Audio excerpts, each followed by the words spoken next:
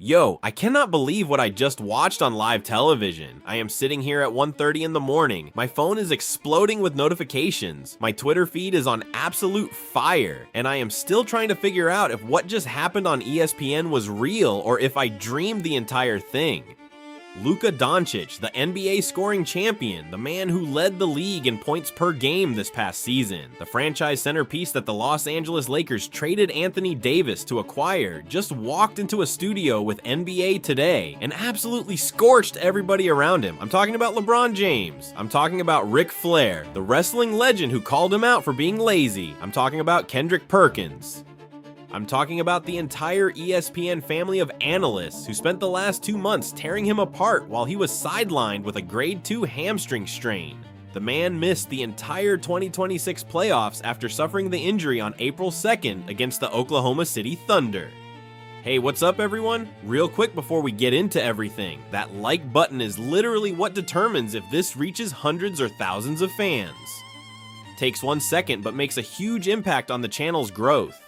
Just smash that like button right now. It's the easiest thing you can do, but honestly, the biggest way to support this content, every single like pushes this further, so hit it now. He flew to Spain for platelet-rich plasma therapy he was never close to clearing for the postseason. And in his absence, the basketball media in this country decided that he was the villain of the playoffs.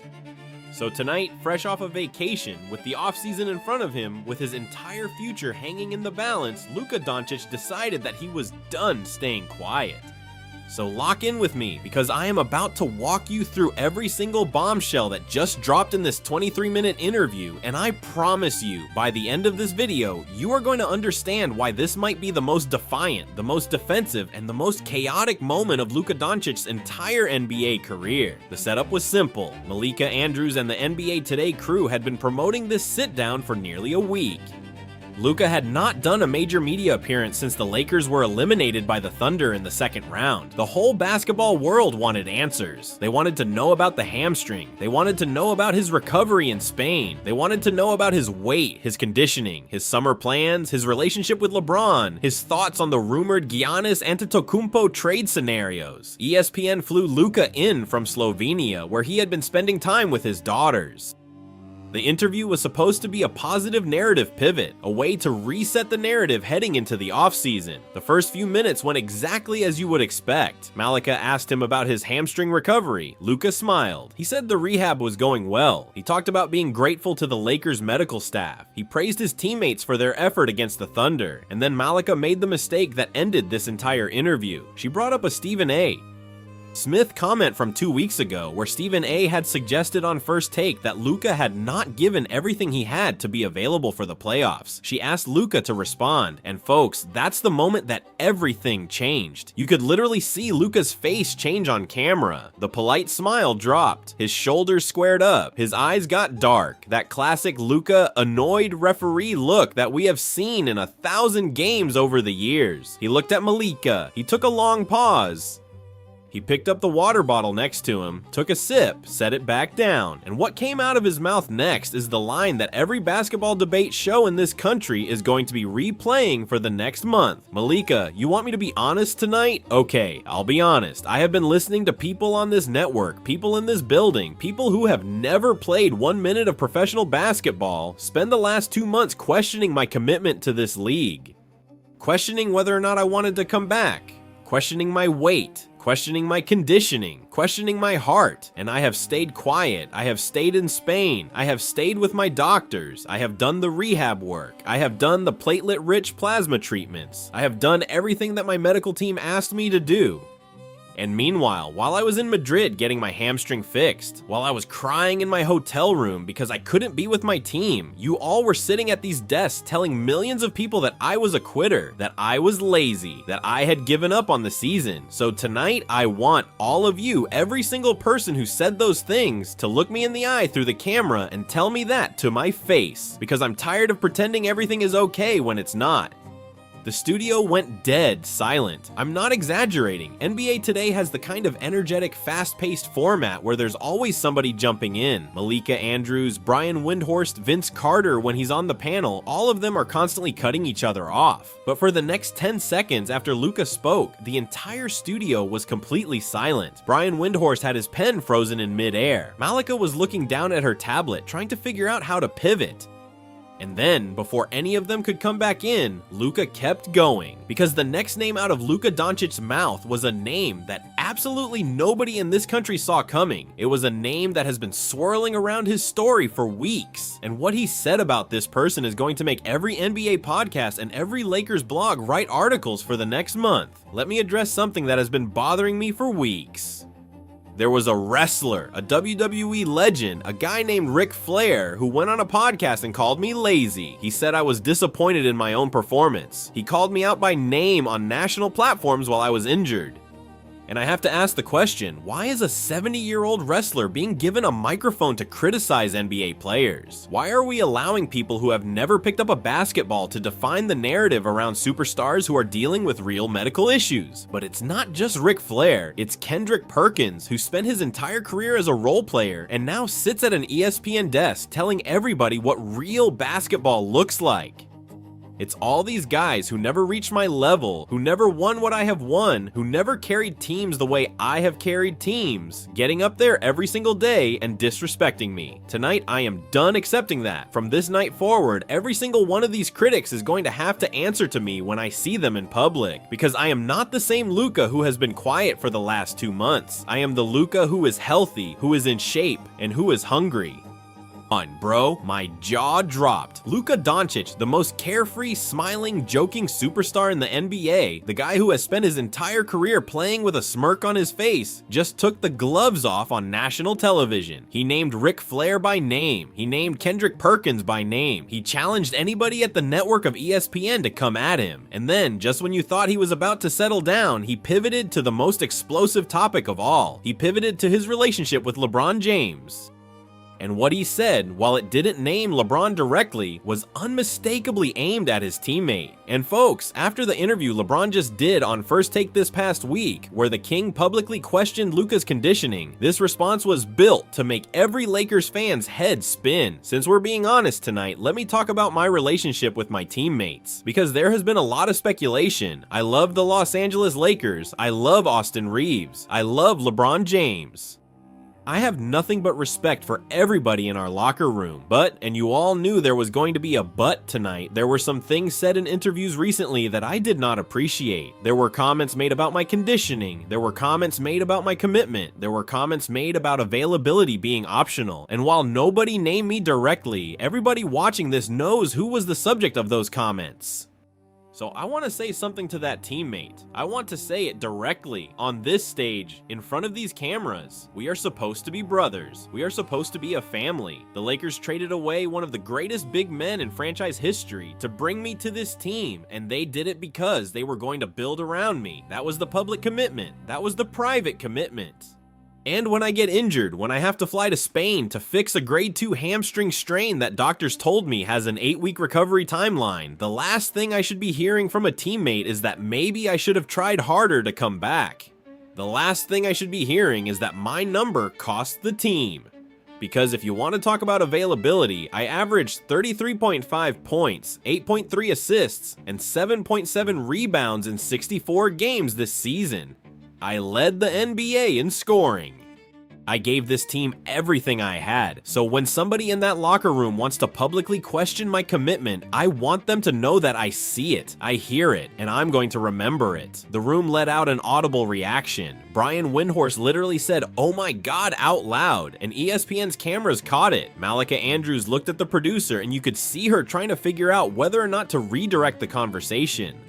The Twitter feed in the bottom of the screen was completely on fire. Luka had just publicly called out LeBron James in everything but name in response to LeBron's First Take interview where he had publicly called out Luka. This is the Lakers locker room in May of 2026. The most expensive franchise in the NBA, the most storied franchise in the NBA with the GOAT and the scoring champion on the same roster, is publicly feuding through national media, and we are watching it happen in real time.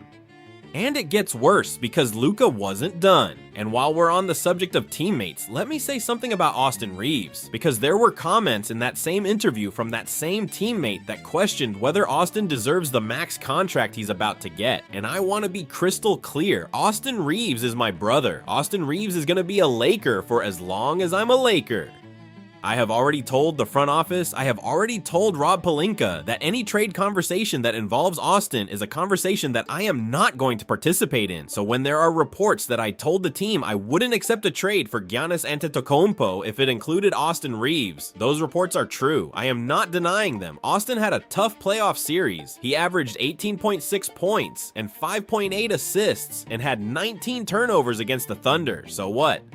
He was coming back from a grade 2 oblique injury. He shot 18.8% in game 1 because his body was not at 100%. Every single person in this league has off games in the playoffs. And the idea that anybody in our organization, especially a teammate of mine, would publicly question his contract because of a few bad shooting nights is unacceptable to me.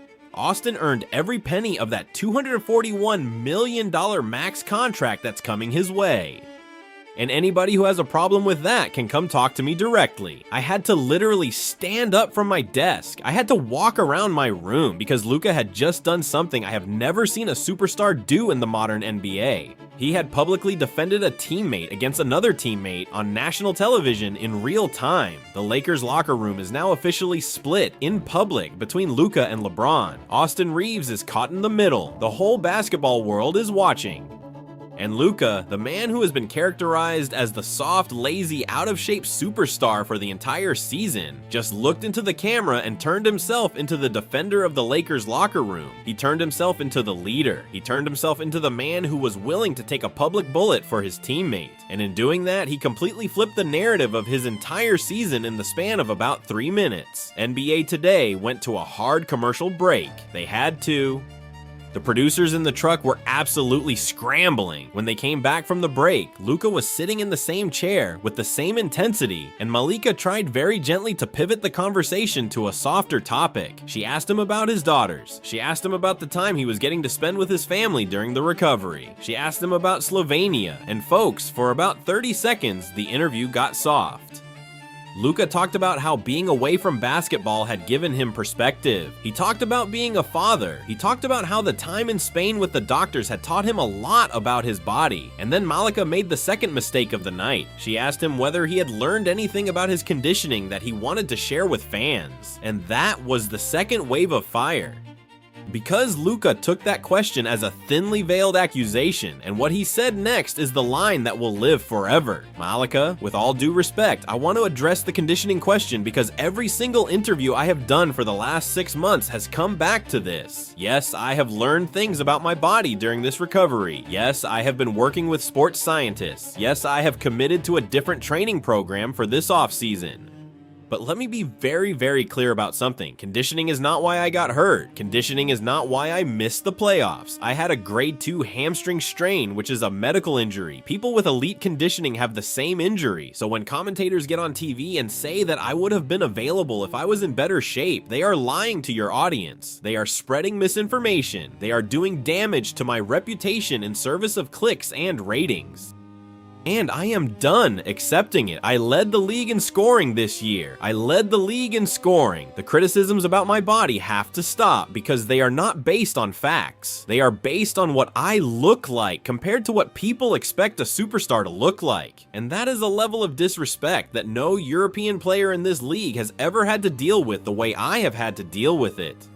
So tonight, I want every single critic who has piled on me to understand that the NBA scoring champion does not need fitness advice from people who have never scored 30 points in their life. The studio applauded, literally. Malika Andrews actually clapped her hands and said, wow, this was the moment, folks. This was the moment where Luka Dončić officially seized the narrative of his own offseason, where he stopped being the punching bag and became the protagonist.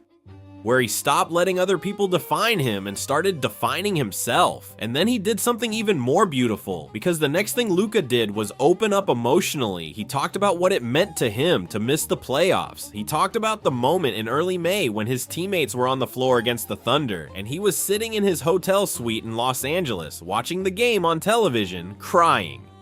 He talked about getting calls from his mom in Slovenia, asking him if he was okay. He talked about how the criticism from the American media had affected his daughters, who at the time were being teased by other kids in their schools because their dad was being called lazy on television. You want to know what hurt me the most about this season? It wasn't the injury. The injury I can recover from. The injury heals. What hurt me the most was being away from my teammates when they needed me. I sat in my hotel room in Spain and watched the Lakers play Houston in the first round, and I cried. I cried because I felt like I let everybody down, and then I watched the criticism from this network, from the commentators, from people who don't know anything about me, and I realized that the American media doesn't really care about my recovery. They just want a villain. They just want somebody to blame, and I refuse to be that villain anymore. I am going to come back next season healthier than I have ever been. I am going to come back stronger. I am going to come back hungrier. And I am going to make every single critic regret what they said about me in 2026. Maybe I will not be quiet anymore. Maybe it is time for me to start talking back when people disrespect me. Maybe it is time for the NBA to see a different version of Luka Dončić. He took another long pause. He looked at the camera one more time. He pointed directly into the lens, and the line that came out of his mouth next is the line that ESPN ran on the bottom of every show for the next 48 hours straight. He said, "This isn't a championship team right now." Let me say that again, because it needs to be said. The Lakers are not a championship team right now. We have talented players. We have a brilliant coach in JJ Redick. We have a great front office. But we do not have a championship roster. We need a center. We need wing defenders. We need a backup ball handler.